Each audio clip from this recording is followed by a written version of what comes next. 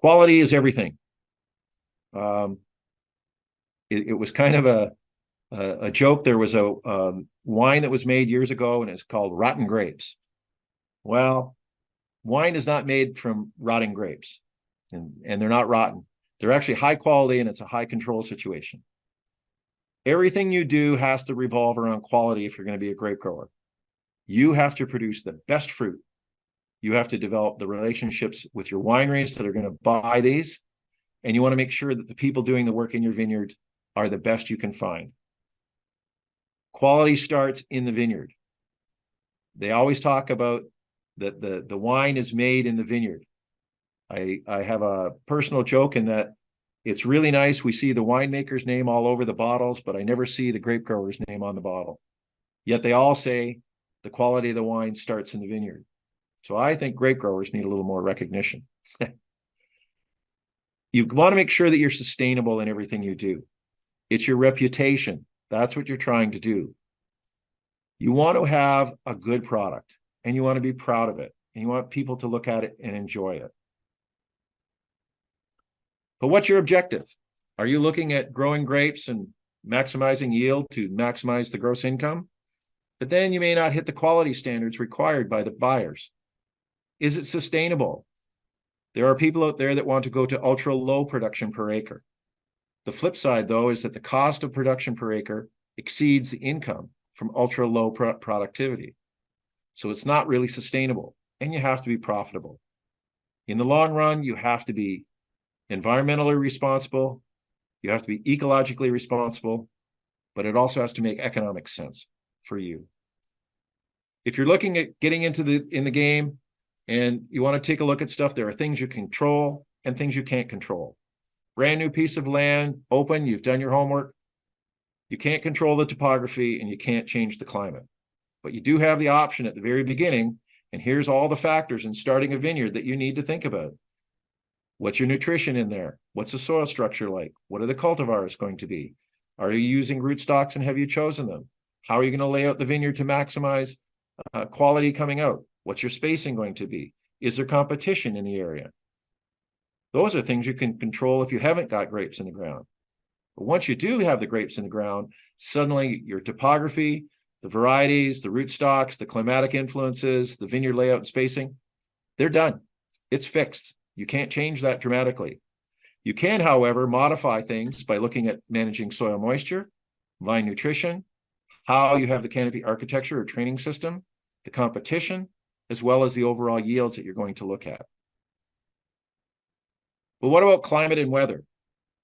I bring this up because, again, before you start a vineyard, this is something you have no control over. The overall climate is the trends over a long period of time, but the weather is what happens to you today, tomorrow, and in the next 6 weeks. An example would be climate really doesn't influence bud break, but the weather conditions of the previous 6 weeks or 2 months can do that. If there's a tendency to warm up, as this particular year is happening, very early spring, we may have early bud break, and there's going to be a risk of injury from spring frost. Or if it's continually wet and warm, insect pressure, disease pressure can increase. If your soils are moist with lots of nutrient available, you may wind up with excessive growth of vines, which also can lead to further disease problems. What about the periodic storms? That's weather related. Drought, hail, wind, very hard to predict. And finally, the one for Northeast North America, especially Ontario, is vine acclimation. We have to think about not only growing grapes, but making sure that the vines survive the winter and get through to the following year. You have to get the fruit fully mature. Immature fruit does not turn into good wine. You cannot make a silk purse out of a sow's ear. It's something that you have to have. It starts in the vineyard. You want to find a cool site in extremely warm areas, not so much in Ontario, or a warm site in a cooler region. Remember that if you're trying to ripen a cultivar at the very end of the season, you may have troubles because we can get fall frost and we lack the weather conditions to get us all the way through. What else? Well, we're humid, we're wet, we have warm summers, and we can have very cold winters. That's Ontario in a nutshell. You have to look at the freeze levels. What's the low temperature exotherm, or what temperature would 50% of the buds die from winter damage? This will depend on the variety, the growing season, and how the vines grow. Check in the area. Find out before you do anything. When's the last spring frost and when's your first fall frost generally? This is your length of growing season. This will give you an idea whether a particular cultivar will ripen. We're not growing Mourvedre. We're not growing Tempranillo and ripening them in our climatic conditions. It's important to recognize that. Summer afternoon thunder showers. Do we have lightning? Do we have drought? We have everything in Ontario. Classic line, if you want to be in Ontario and ask about the weather, wait 5 minutes, it's going to change. Do you have issues with hurricanes or low pressure systems? We often get fallout from September hurricanes in the southern US, and then they track northward and into Ontario, and we can get prolonged periods of extremely wet weather during the harvest period, which makes it very hard. The dilemma, lack of uniformity and consistency in the vineyard and the grapes that you produce. You may find that certain times when you're going out to look at properties, terms get thrown around and they'll say, oh, this is a great microclimate, or this has a great mesoclimate. What is it? The microclimate is a small area within a vineyard. It can even be down to the level of just a few vines. That's a true microclimate. The mesoclimate is the area of a vineyard or nearby areas with similar environmental conditions consistently. An example of this are the sub-appellations. So example, Beamsville Bench, Niagara Lakeshore. Those are the types of things that are considered a mesoclimate. And finally, the macroclimate is a larger geographic area that has reasonably similar weather conditions. VQA Niagara. This is important to remember because macroclimate, the climate within Niagara, is not the same as the South Shore or down along Pelee in Lake Erie region, or even up in Georgian Bay. They each have their own macroclimates. And then within them, you will find mesoclimates or even microclimatic areas. What do we have to have? Well, we need to make sure we have adequate soil moisture. In many cases, we do rely on snowfall to ensure that we have enough moisture in the spring through thaw. We also don't want it to get too cold. Some vinifera injury can occur at minus 20 or colder. In the depth of winter, we can get to lower temperatures and still survive. But we have learned that if we hit minus 20 C with prolonged winds over multiple days, we can still result in bud damage. We want to hopefully find a spot that doesn't have late spring frost and has enough sun and warmth to get the vines through bloom, because that's fruit set. And that dictates what's going to finally happen in terms of what your final crop and quality will be. We want a little bit of rain through June through August, and hopefully we'll get dry, sunny conditions in September and October. Luckily, if we can keep ourselves under 2 inches or under 50 millimeter of rain for each month, we're in good shape. That doesn't always happen. We've learned to adapt, but those are the kind of things when you're asking for the ideal. And you want a steady drop in temperatures in November and December. Nothing radical where we go suddenly from, let's say, -2 to -25 or -2 to even -15 in a span of a day or two early in the fall, because you can still result in winter damage. And this has happened actually in British Columbia and the Okanagan in a number of years where they had severe temperature drops in early December, and it's resulted in damage. How often do you get everything where it stays perfect like this? Never. You have to be able to adapt to it. Some of the things, and I'll just talk a little bit about a couple on-site features that you should be aware of. You want to look at elevation, but you also want to look at your local topography. Are your slopes facing to the south, to the north? Will they warm early in the spring? Will they stay warm enough in the fall to avoid a frost? Do you have a lot of impact of other plants nearby? Walnuts, butternuts? Do you have bird, insect, or disease problems? In some cases, learning about those things are critical. And the other part is when you look at your neighbors. It's one thing to be in the vineyard business and think you can do whatever you want. However, you just got to remember that there's all kinds of things that have to come into play, and you have to be a good neighbor. So suddenly putting out bird bangers or things like that to help your crop can create havoc with neighbors nearby and ill will. If you have proximity to a large body of water, that's always considered a bonus. This was a picture I took a few years ago out in the Okanagan. We have similar situation here relative to Lake Ontario. It's turned out as, or Georgian Bay, or Lake Erie, depending on the year. How you choose your site and what you're going to plant and how you're going to deal with it is critical. So that's why I keep coming back to, before you spend a penny, of doing your homework. Are you going to need wind machines?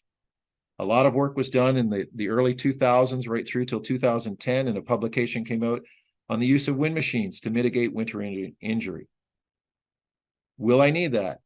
If you're in an area where you're at a risk situation, just be aware, $50,000 for a single machine, it'll cover 15 acres. But again, it's a cash flow situation. Do I have $50,000? And do I have the correct site where this machine will actually work? Or if you're in Eastern Ontario, or you're looking at parts of Quebec and other areas, they've actually started to look at geotextiles. Rather than hilling up, they've actually covered the vines with this material in an attempt to get the vines to survive the winter without having to fully bury them. But again, every one of these things are another added situation to the production cost. Or if you hit up in the fall, or you got to take the hills down in the spring because you can't have rooting of your rootstocks. You want to keep the scion, you want the cultivar to grow, but if all of a sudden your scion starts to root, now you've lost the effect of your rootstock and you're out of business, or at least your productivity will decline over time, because we do have pests that feed on vinifera grapevines quite heavily. So what are the quality factors? You want to go out, you pick the site, don't have it pick you. Spend the time to do it. Terroir, you want to make sure you have a vine that's balanced. Remember, you have to be able to mature the grapes. If you can't mature the grapes, you can't make fine wine. And in colder areas, we have to get the wood mature to survive. Not only do we grow grapes in Ontario for this year, but we're also anticipating that we have to be able to grow grapes next year and have a crop every year. If we overstimulate the vines, we often run into more winter damage and more problems. So balance, harmony, uniformity, that's all high degree factors. Terroir, you'll hear about. I'm not going to spend a lot of time, but most of the times, fine terroir is based on long-term productivity and knowledge of the site.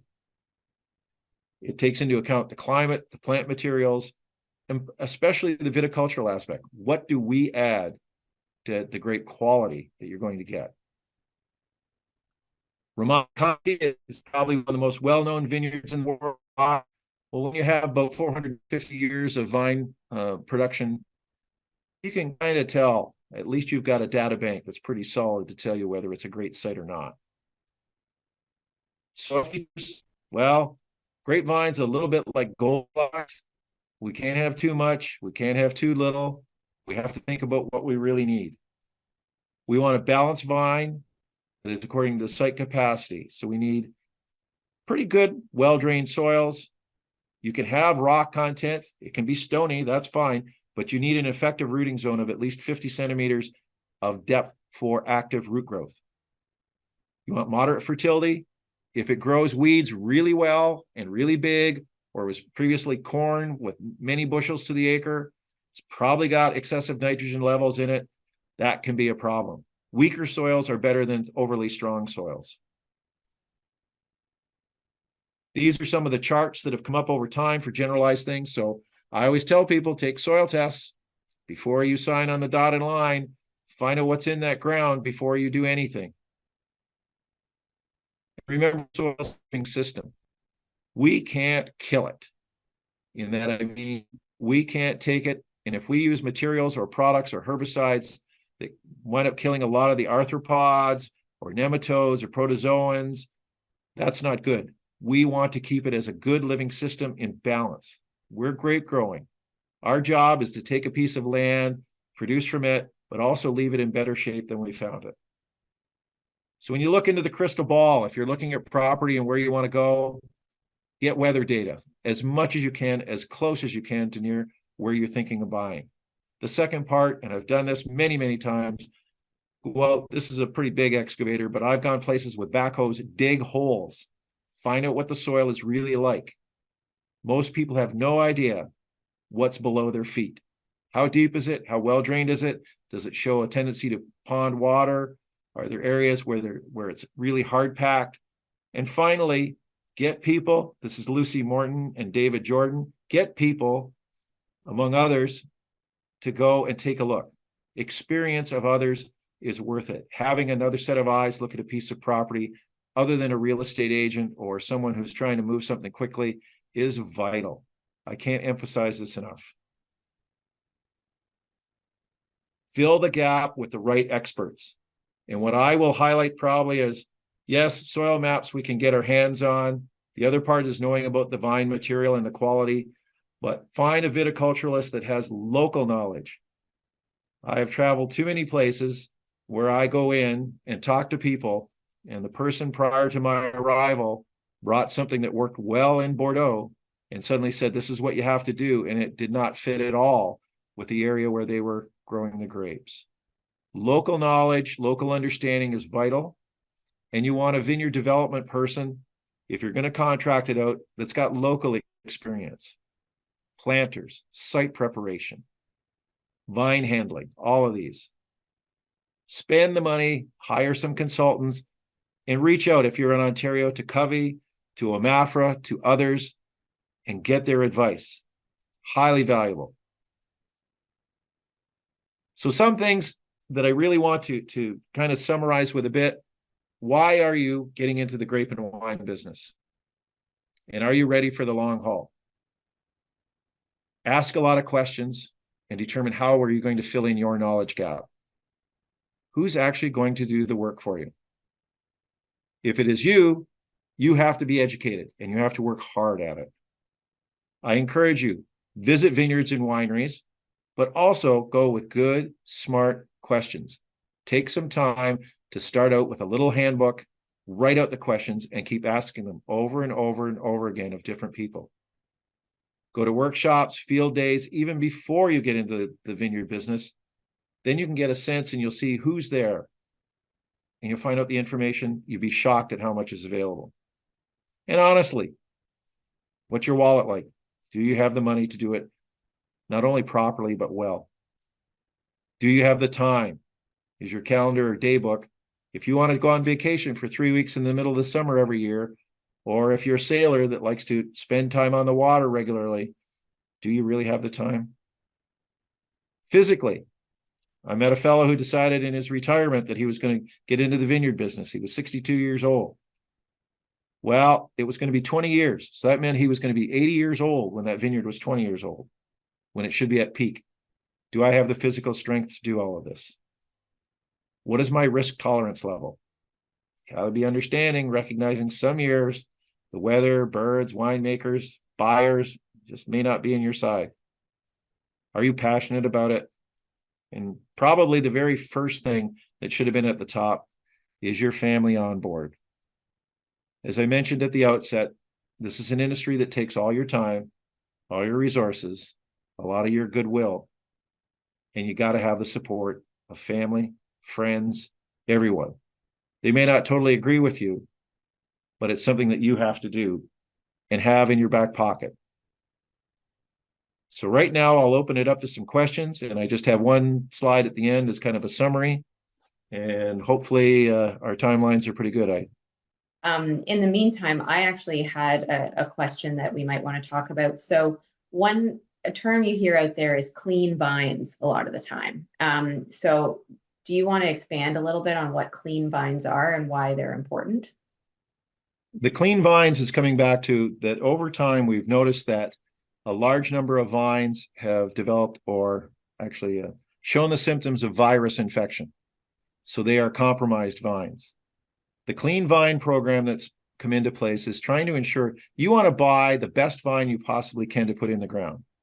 A vine with a virus that already starts with a virus in it is already compromised. And over time, it will not get better. Viruses don't leave the plant.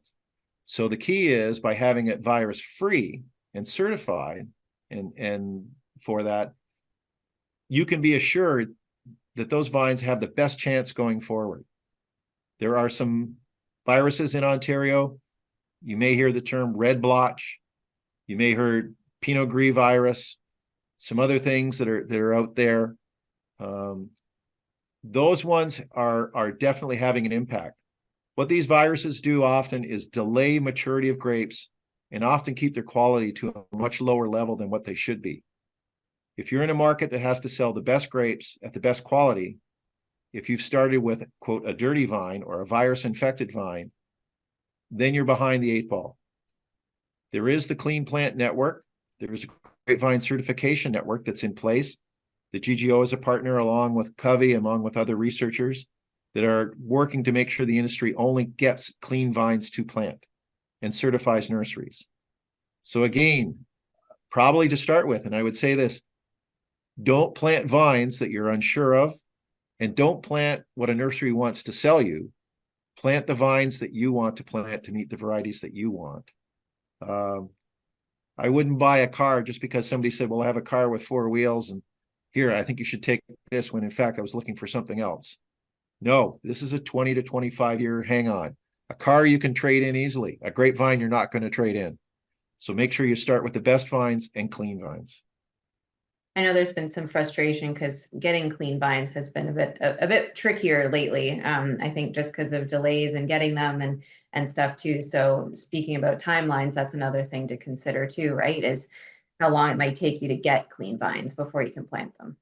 In most cases, I would be telling people that think 2 years ahead.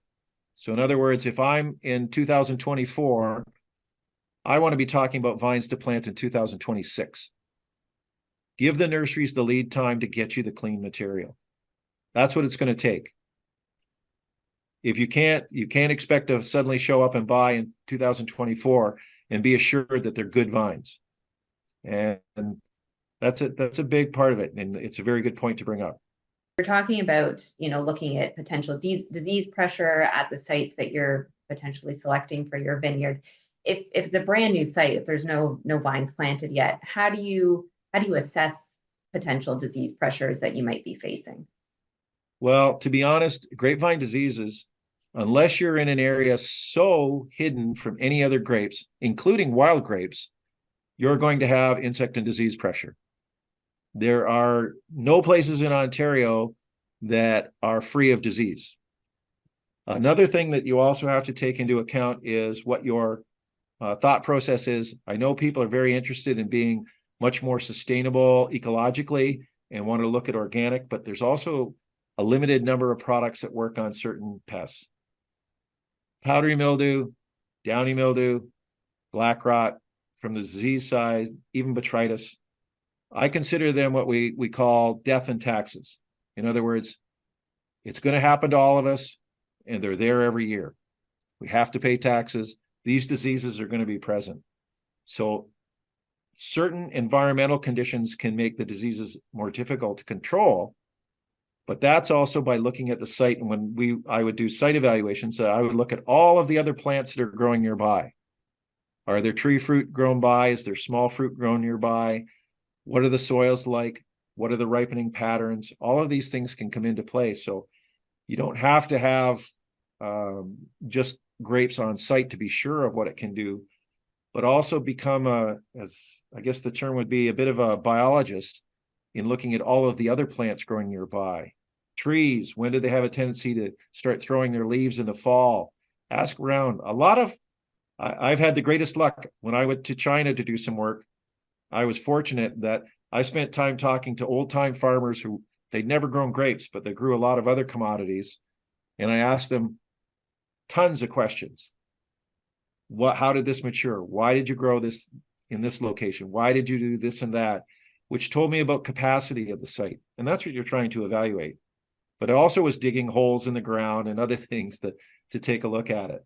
So you can go into new areas, but you have to be a bit of an environmentalist and understand the greater biology of everything around you. It's not just grapes, it's the whole ecosystem. Well, I'm gonna jump ahead. Here's the last parting advice I've got for people. And as I've always told people, I talk to anybody and everybody because I always learn at the same time. But here's the parting advice. If you want to plant 10 acres, start with 5 at the most. Make sure you visit high quality vineyards and understand and ask good questions. Once you work out your business plan and you have an idea of development costs, double it. Everything costs more than what you think when you first start out. Never take shortcuts. Don't skimp on quality, on labor, on vines, or on how you're going to approach it. At the very end, it's always going to cost you more in time and money. Make sure you are committed. You have the time, the money, and the passion for something that's a 25-year investment in my books. And read as much as you can, talk to people, visit people. Don't be afraid. My father taught me years ago, he said, there is no such thing as a dumb question. If you're in a room with 10 people and you ask a question that you worry might consider not up at the top, I guarantee you there's 5 other people in that room that want to ask the question, but we're afraid to. Never be afraid to ask. It's how we all get better.